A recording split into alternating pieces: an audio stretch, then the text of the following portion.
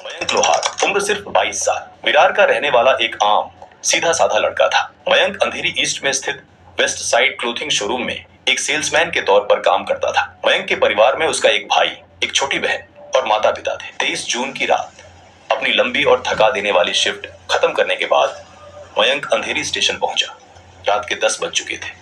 बारिश लगातार तेज होती जा रही थी। मयंक फर्स्ट क्लास के पास आकर खड़ा हो गया और ट्रेन का इंतजार करने लगा। वहीं दूसरी ओर रोशन सुवर्णा, जिसकी उम्र 30 साल थी, था। वो अपने भाई और माता पिता के साथ रहता था। वो अंधेरी के कार्गो कॉम्प्लेक्स के पास अपने पिता के साथ एक छोटी सी बारकोड प्रिंटिंग और फोटोकॉपी की दुकान चलाता था। रोशन नेचर में काफी शॉर्ट टेम्पर्ड था। रोशन को शराब पीने का काफी शौक था। अक्सर वो काम के बाद किसी बार में बैठकर शराब पीता था। अगर कभी उसकी शराब बहुत ज्यादा हो जाती थी तो वो कैब पकड़ के डायरेक्ट अपने घर जाता था। 23 जून की रात भी 9:30 बजे के आसपास जब वो अपने काम से घर जा रहा था तो उस दिन भारी बारिश हो रही थी। उसने सोचा कि मौसम सुहाना है और उसे दारू पीने का मन कर गया, जिसके बाद वो अंधेरी के एक बार में दारू पीने के लिए बैठ गया। उसने सोचा कि बारिश कम हो जाएगी तो उसके बाद वो घर चला जाएगा, लेकिन बारिश बढ़ती ही चली गई। शराब के बैग्स भी कम होने का नाम नहीं ले रहे थे। धीरे धीरे करके रोशन ने एक बोतल रम खत्म कर दिया। धीरे धीरे उसे समझ आ गया कि आज दारू काफी ज्यादा हो गया है और वो काफी नशे में है। उसने बिल मंगाया और उसे पे करके वो वहां से निकलने लगा, लेकिन बारिश कम होने का नाम ही नहीं ले रही थी। वो वहीं बार के पास रुक के कैब बुक करने की कोशिश करता है, लेकिन क्योंकि बारिश काफी तेज हो रही थी और हर तरफ पानी भर चुका था तो काफी ड्राइवर्स ने उसकी राइड रिक्वेस्ट रिजेक्ट कर दी। वो काफी देर तक कैब बुक करने की कोशिश कर रहा था, लेकिन उसे कोई भी कैब नहीं मिल रही थी। समय लगभग 10:30 बज चुके थे। बारिश भी नहीं रुक रही थी और उसे कैब भी नहीं मिल रही थी। तो उसने फिर ट्रेन से घर जाने का सोचा। वो अपना बैग लेकर वहां से अंधेरी स्टेशन पहुंचता है और अपनी ट्रेन का इंतजार करता है। रोशन और मयंक दोनों ही फर्स्ट क्लास डिब्बे के सामने ट्रेन का इंतजार करते हैं। ठीक 10:42 पर प्लेटफॉर्म पर चर्चगेट नालासोपारा फास्ट लोकल आकर रुकती है। मयंक और रोशन दोनों फर्स्ट क्लास के डिब्बे में चढ़ जाते हैं। डिब्बे में पहले से ही काफी भीड़ थी। लगभग 50 से ज्यादा यात्री वहां मौजूद थे। बारिश से बचने के लिए ज्यादातर लोग अंदर की तरफ खिसक रहे थे। ट्रेन अंधेरी स्टेशन से निकलती है। बाहर मूसलाधार बारिश हो रही थी और हवा काफी तेज बह रही थी। मयंक लोहार और रोशन सुवर्णा दोनों ही डिब्बे के दरवाजे के बिल्कुल पास खड़े थे। क्योंकि हवा की वजह से बारिश का पानी अंदर आ रहा था, इसीलिए डिब्बे के अंदर खड़े लोगों ने डिब्बे के दरवाजे को बंद करने को कहा, जिसके बाद मयंक ने दरवाजे को बंद कर दिया। लेकिन तभी रोशन ने, जो दरवाजे के ठीक बगल में था, अचानक दरवाजे को जोर से खींचकर खोल देता है, क्योंकि उसे हवा चाहिए थी। लेकिन उसके दरवाजा खोलते ही तेज हवा के साथ बारिश का पानी सीधा डिब्बे के अंदर बौछार की तरह आने लगा, जिसके बाद दरवाजे के पास खड़े लोग, जिनमें मयंक भी शामिल था, पूरी तरह भीगने लगे। लोगों ने फिर चिल्लाना चालू किया और फिर से बंद करने को कहा, जिसके बाद मयंक ने आगे बढ़कर फिर से उस भारी दरवाजे को बंद कर दिया। नशे में होने के कारण रोशन का ईगो पूरी तरह हर्ट हो गया था। रोशन ने फिर से दरवाजे को खोलने की कोशिश की, लेकिन मयंक ने उसे रोका और कहा, दरवाजा बंद रहने दे भाई, पानी अंदर आ रहा है। लेकिन रोशन कुछ भी सुनने या समझने को तैयार नहीं था। उसने मयंक को घूर कर देखा और ऊंची आवाज में चिल्लाने लगा। मयंक ने भी पलटकर जवाब दिया। एक छोटी सी बात, एक दरवाजा खोलने और बंद करने की बात, अब एक खतरनाक बहस में बदल चुकी थी। आसपास खड़े लोगों ने भी मयंक का साथ दिया और रोशन पर चिल्लाने लगे। नशे में रोशन मयंक को गालियां देने लगा। रोशन और मयंक के बीच हाथापाई भी होने लगी, जिसके बाद लोगों ने बीच बचाव करते हुए दोनों को रोक दिया और रोशन को डिब्बे के दूसरे दरवाजे के पास भेज दिया। ट्रेन गोरेगांव और मलाड स्टेशन के बीच से अपनी पूरी रफ्तार में पटरियों को चीरते हुए गुजर रही थी। कुछ ही मिनट पहले हुई जोरदार बहस और हाथापाई के बाद आसपास के लोगों ने बीच बचाव करते हुए रोशन सुवर्णा को धक्का देकर मयंक से दूर डिब्बे के दूसरे दरवाजे के पास खड़ा कर दिया था। रोशन सुवर्णा डिब्बे के कोने में अकेला खड़ा था। वो गुस्से, नफरत और अपमान की आग में जल रहा था। 30 साल के रोशन को लग रहा था कि 22 साल के एक लड़के ने पूरी भीड़ के सामने उसे जलील कर दिया है। हाथापाई में उसकी आंख के पास एक गहरी चोट भी लग गई थी, जो अब दर्द दे रही थी। और सबसे बड़ी बात, शराब के उस भारी नशे रोशन के दिमाग की सोचने समझने की उस नस को सुन्न कर दिया था। उसे बस अभी मयंक से बदला लेना था। अचानक रोशन अपनी जगह से हिलता है। वो तेज कदमों से उस दरवाजे की तरफ वापस लौटता है जहां मयंक खड़ा था। मयंक जो उस झगड़े को भूलकर बस वहीं खड़ा था। रोशन अपने कंधे पर टंगे उस बैग में हाथ डालता है और बाहर निकालता है एक बड़ा और बेहद धारदार चाकू। इससे पहले कि मयंक कुछ समझ पाता, अपने बचाव में हाथ उठा पाता या वहां खड़े लोग कुछ रिएक्ट कर पाते, रोशन ने बिना कोई चेतावनी दिए वो बड़ा चाकू सीधे मयंक के छाती और पेट में घुसा दिया। एक बार नहीं, दो बार नहीं, बल्कि 3 से 4 बार रोशन ने पूरी क्रूरता और ताकत के साथ वो धारदार हथियार मयंक के शरीर के आर पार कर दिया। हमले की गहराई इतनी भयानक थी कि मयंक के शरीर से फव्वारे की तरह खून बहने लगा। भारी अंदरूनी खून बहने की वजह से मयंक चंद सेकंडों में ही बेहोश होकर फर्श पर गिर पड़ा। रोशन के हाथ में चाकू देखकर वहां खड़े लोग सब दूर भाग गए। मयंक फर्श पर खून की लट पर तड़प रहा था और रोशन उसके पास सीना ताने खड़ा था। रोशन ने वो खून टपकता हुआ चाकू हवा में लहराया और भीड़ की तरफ देखकर खुलेआम धमकी दी कि अगर कोई भी आगे आया या उसे पकड़ने की कोशिश की तो उसका भी यही अंजाम होगा। उन 50 लोगों में से किसी एक ने भी आगे बढ़कर रोशन को पकड़ने की हिम्मत नहीं की। किसी ने ट्रेन की इमरजेंसी चेन खींचकर ट्रेन रोकने की कोशिश नहीं की। किसी ने मयंक के घाव पर कपड़ा रखकर उसका खून रोकने की कोशिश नहीं की। इसके बजाय कुछ लोगों ने अपनी जेब से मोबाइल फोन निकाले और इस खौफनाक मंजर का वीडियो बनाने लगे। रात के 11 बज रहे थे। ट्रेन अब बोरीवली स्टेशन के प्लेटफॉर्म नंबर 6 में रुकने जा रही थी। रोशन बहुत अच्छे से जानता था कि अगर वो ट्रेन रुकने तक वहां रहा तो स्टेशन पर मौजूद पुलिस उसे पकड़ लेगी। इसलिए अपनी जान बचाने के लिए ट्रेन के पूरी तरह रुकने से पहले ही रोशन ने खुले दरवाजे से बाहर प्लेटफॉर्म पर छलांग लगा दी। वो सीधा प्लेटफॉर्म पर उतरा और वहां से भाग गया। लोगों ने जैसे ही वहां मौजूद आरपीएफ को बताया, तुरंत ही 11:07 पर आरपीएफ और जीआरपी पुलिस के जवान भागते हुए पहुंचे। मयंक को तुरंत स्ट्रेचर पर बाहर निकाला गया। 11:22 पर उसे स्टेशन के इमरजेंसी मेडिकल रूम में लाया गया। हालत बेहद नाजुक थी। रेलवे अधिकारियों ने उसे तुरंत एम्बुलेंस के जरिए रात 11:42 पर कांदिवली के शताब्दी अस्पताल भेजा। लेकिन फिर रात करीब 12 बजे डॉक्टरों ने मयंक लोहार को मृत घोषित कर दिया। पुलिस ने जैसे ही खबर मयंक के माता पिता को दी, वो पूरी तरह से टूट गए। मयंक की मां को काफी गहरा सदमा लग गया था। दोनों का रो रो कर बुरा हाल था। इसके बाद बोरीवली जीआरपी के सीनियर इंस्पेक्टर दत्तात्रेय खुबेरकर ने तुरंत इस केस की कमान अपने हाथ में ली। उन्होंने कातिल को पकड़ने के लिए 6 से 7 स्पेशल ट्रैकिंग टीमें बनाई। जांच टीमों ने बोरीवली स्टेशन और उसके आसपास के इलाकों के लगभग 400 सीसीटीवी कैमरों का फुटेज खंगालना शुरू किया। घंटों की अथक मेहनत के बाद बोरीवली वेस्ट के बाहर लगे एक कैमरे में पुलिस को वो खौफनाक चेहरा नजर आ ही गया। फुटेज में साफ दिखा कि खून के छींटों वाला वो आदमी स्टेशन से बाहर निकलता है और तेजी से एक ऑटो रिक्शा में बैठ जाता है। पुलिस ने तुरंत शहर भर के म्यूनिसिपल और ट्रैफिक कैमरों की मदद से उस ऑटो रिक्शा का पीछा करना शुरू किया।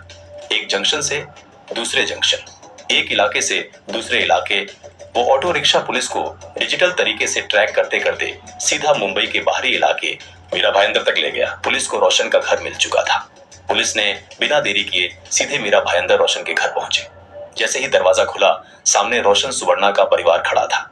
जैसे ही पुलिस ने रोशन के बारे में पूछताछ शुरू की, परिवार वालों ने डरते हुए बताया कि वो घर आते ही फूट फूट कर रोने लगा था और काफी नशे में लग रहा था। उसकी हालत बेहद खराब थी। रात भर वो बेचैन रहा। परिवार ने आगे कहा कि अगले दिन उसने बताया कि उसने एक लड़के को चाकू मारा है और अपना जुर्म कबूल करने के बाद वो फरार हो गया। पिता से की गई कड़ी पूछताछ में एक बड़ा और अहम सुराग मिला। रोशन जानता था कि ट्रेन के अंदर का वीडियो वायरल हो चुका है। पूरे देश ने उसे चाकू लहराते हुए देख लिया है और पुलिस किसी भी वक्त उस तक पहुंचने ही वाली है।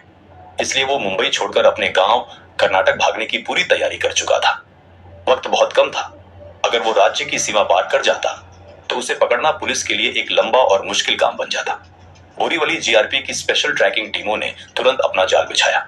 हत्या के महज 15 से 24 घंटे के भीतर, जब रोशन नवी मुंबई के पनवेल इलाके से बस पकड़कर शहर छोड़ने की फिराक में था, पुलिस की एक टीम ने उसे चारों तरफ से घेर लिया और पुलिस ने तुरंत ही उसे गिरफ्तार कर लिया। बोरीवली जीआरपी का इन्वेस्टिगेशन रूम में सामने कुर्सी पर बैठा था रोशन सुवर्णा और उसके सामने थे सीनियर इंस्पेक्टर दत्तात्रेय खुबेरकर। जब पूछताछ शुरू हुई तो रोशन टूट गया। उसने अपना जुर्म कबूल कर लिया। उसने बताया कि वो उस रात भारी नशे में था। अपना काम खत्म करने के बाद उसने एक पूरी बोतल रम पी रखी। रोशन ने कहा, मुझे उन लोगों ने धक्का दिया, मुझे मारा। रोशन ने पुलिस को अपनी आंख के पास लगी चोट दिखाते हुए कहा। जब दरवाजे को लेकर बहस हुई तो डिब्बे में मौजूद 50 लोगों ने मयंक का साथ दिया। मुझे धक्का दिया गया, मेरे साथ हाथापाई की गई। उसका कहना था कि उस भारी भीड़ के सामने उसकी जो बेइज्जती हुई, उसने उसके दिमाग पर ऐसा असर किया कि वो अपना आपा खो बैठा। शराब के नशे और अपमान की आग ने उसे अंधा कर दिया था और उसी बौखलाहट में उसने मयंक पर चाकू से वार कर दिया। शुरुआती पूछताछ में ये पूरा मामला एक अचानक हुए झगड़े का लग रहा था। जब पुलिस ने पूछा कि वो इतना बड़ा और खतरनाक चाकू ट्रेन में लेकर क्यों घूम रहा था, तो रोशन ने एक मनगढ़ंत कहानी सुनाई। उसने कहा कि वो चाकू उसने 2-3 महीने पहले अपने एक दोस्त की रसोई के सामान की दुकान से लिया था। उसका काम बारकोड छापने का था और वो उस छोटे चाकू का इस्तेमाल कागज काटने के लिए करता था, जबकि वो बड़ा चाकू बस गलती से उसके बैग के निचले हिस्से में पड़ा रह गया था। इसके बाद पुलिस ने रोशन की मोबाइल फोन और बैंक की डिजिटल कुंडली खंगालनी शुरू की और फिर साइबर सेल की जांच में एक ऐसा खौफनाक सच सामने आया। जांच में पता चला कि वो चाकू कोई 2-3 महीने पुराना नहीं था। डिजिटल ट्रांजैक्शन रिकॉर्ड्स के हिसाब से रोशन ने वो चाकू उसी दिन 23 जून को ही एक ई-कॉमर्स वेबसाइट से खरीदा था। जिस दिन मयंक की हत्या हुई, ठीक उसी दिन उस चाकू की डिलीवरी हुई थी। और सबसे रोंगटे खड़े कर देने वाली बात यह थी कि वो चाकू डिब्बे के अंदर तक अपनी ओरिजिनल पैकिंग में बंद था। रोशन ने मयंक पर जानलेवा हमला करने से ठीक कुछ सेकंड पहले ट्रेन के उसी डिब्बे में उस चाकू का पैकेट फाड़ा था। पुलिस की नजरों में ये कोई मामूली बात नहीं थी। इसे प्री मेडिटेशन यानी पहले से रची गई साजिश कहा जाता है। ऑनलाइन चाकू खरीदना, उसे पैकिंग के साथ ट्रेन में ले जाना और फिर मौका देखकर पैकेट खोलकर सीधे सीने में उतार देना, यह साबित कर रहा था कि रोशन के इरादे कितने खतरनाक थे। मर्डर वेपन यानी हत्या का वो चाकू अभी तक गायब था। पुलिस ने जब उसके बारे में पूछा तो रोशन ने पुलिस को बताया कि बोरीवली स्टेशन से भागते वक्त उसने वो खून चाकू रेलवे परिसर के ही किसी इलाके में फेंक दिया था। पुलिस की कई टीमों ने बोरीवली स्टेशन के बाहर, सबवे पटरियों और आसपास के इलाकों को छान मारा। झाड़ियों से लेकर गटर तक हर जगह की तलाशी ली गई। 400 कैमरों को फिर से देखा गया, लेकिन वो हथियार पुलिस के हाथ नहीं लगा। 25 जून 2026 गुरुवार का दिन रोशन सुवर्णा को बोरीवली की मजिस्ट्रेट कोर्ट में पेश किया गया। बचाव पक्ष के वकील सुरेंद्र लांडगे और आजाद गुप्ता ने जज के सामने अपनी दलील पेश की। उनका कहना था कि ये कोई सोची समझी साजिश या कोल्ड ब्लडेड मर्डर नहीं है। उन्होंने कोर्ट में जज को रोशन सुवर्णा की आंख के पास लगी वो चोट दिखाई जो उसे ट्रेन में हुई हाथापाई में लगी थी। वकीलों ने दलील दी कि फर्स्ट क्लास के उस डिब्बे में 50 लोगों की भीड़ ने मयंक का साथ देते हुए रोशन को बुरी तरह मारा पीटा था। वो भारी नशे में था, उसका सरेआम अपमान हुआ था और उसी बेइज्जती और खुद को बचाने के डर में उसने अपना आपा खो दिया। उनके मुताबिक ये सिर्फ एक अचानक हुए उकसावे का नतीजा था। लेकिन दूसरी तरफ बोरीवली जीआरपी के सीनियर इंस्पेक्टर और इस केस के जांच अधिकारी दत्तात्रेय खुपेरकर खड़े थे। उनके पास साइबर सेल से निकाला गया वो डिजिटल सबूत था जिसने बचाव पक्ष की इस पूरी कहानी को जड़ से उखाड़ फेंका। पुलिस ने कोर्ट को बताया कि रोशन ने वो हथियार, वो जानलेवा बड़ा चाकू, उसी दिन यानी 23 जून को ही एक ई-कॉमर्स वेबसाइट से खरीदा था। वो चाकू डिब्बे के अंदर तक अपनी ओरिजिनल पैकिंग में था और रोशन ने जानलेवा हमला करने से ठीक पहले वो पैकेट फाड़ा था। इसके बाद पुलिस ने मयंक के शरीर पर लगे घावों का जिक्र किया। 3 से 4 गहरे वार, वो भी पूरी ताकत से सीधे छाती और पेट पर। इंस्पेक्टर खुपेरकर ने साफ कहा कि ये कोई डराने के लिए किया गया हमला नहीं था और न ही ये कोई अचानक हुआ हादसा था। इतनी गहराई से किए गए वार साबित करते हैं कि रोशन का इरादा सिर्फ और सिर्फ जान से मारना था। दोनों पक्षों की दलीलें सुनने के बाद मजिस्ट्रेट ने पुलिस की मांग को सही ठहराया। हत्या का वो हथियार अब भी गायब था जिसे रोशन ने स्टेशन के आसपास कहीं फेंकने की बात कबूली थी। पुलिस को घर की तलाशी और आगे की पूछताछ के लिए वक्त चाहिए था। अदालत ने फैसला सुनाते हुए रोशन सुवर्णा को 30 जून 2026 तक के लिए पुलिस रिमांड में भेज दिया। रोशन अब सलाखों के पीछे था, लेकिन इस भयानक घटना की गूंज सिर्फ मुंबई की सड़कों तक सीमित नहीं रही। वायरल वीडियो और जनता के भारी गुस्से ने इस मामले को महाराष्ट्र की विधानसभा तक पहुंचा दिया। 25 जून को विधानसभा के अंदर इस मुद्दे पर भारी हंगामा हुआ। कांग्रेस के वरिष्ठ विधायक नाना पटोले ने सरकार को कटघरे में खड़ा करते हुए इसे प्रशासन की बेहद गंभीर नाकामी बताया। उन्होंने साफ कहा कि 26/11 के मुंबई आतंकी हमलों के बाद आम जनता की सुरक्षा के नाम पर करोड़ों रुपए खर्च करके हर स्टेशन पर डोर फ्रेम मेटल डिटेक्टर और बैगेज स्कैनर लगाए गए थे। लेकिन जांच में यह पर्दाफाश हुआ कि वो सारी महंगी मशीनें सालों से खराब पड़ी हैं। 80 लाख यात्रियों की जान से खिलवाड़ किया जा रहा है। ये कैसे मुमकिन है कि सुरक्षा के करोड़ों के दावों के बावजूद एक शख्स चाकू लेकर ट्रेन में घुस जाता है और एक नौजवान की बेरहमी से हत्या कर देता है। उन्होंने मयंक के परिवार को जल्द से जल्द इंसाफ दिलाने की मांग की। मामले की गंभीरता और बढ़ते आक्रोश को देखते हुए विधानसभा स्पीकर राहुल नार्वेकर ने निर्देश दिया कि सरकार 29 जून 2026 को इस पूरी घटना पर एक विस्तृत और आधिकारिक रिपोर्ट विधानसभा में पेश करे। सरकार को ये बताना ही होगा कि सुरक्षा में इतनी बड़ी चूक कैसे हुई, खराब पड़ी मशीनों का जिम्मेदार कौन है और भविष्य में मुंबईकरों की सुरक्षा के लिए क्या ठोस और तुरंत कदम उठाए जा रहे हैं। वहीं मयंक के माता पिता पूरी तरह से टूट चुके थे। मीडिया में बात करते हुए रोते हुए दोनों ने कहा कि आज सिर्फ एक दरवाजे को बंद करने के ऊपर मेरे बेटे की जान चली गई। उस वक्त ट्रेन में कितने लोग थे, लेकिन किसी ने मेरे बेटे की मदद नहीं की, सब सिर्फ वीडियोस बनाते रहे। आज उस दरिंदे ने हमारे बेटे को हमसे छीन लिया है। हम बस यही उम्मीद करते हैं कि उसे फांसी की सजा हो। फिलहाल तो रोशन सुवर्णा पुलिस के रिमांड में है। बाकी दोस्तों, आपकी राय में रोशन को कौन सी सजा मिलनी चाहिए?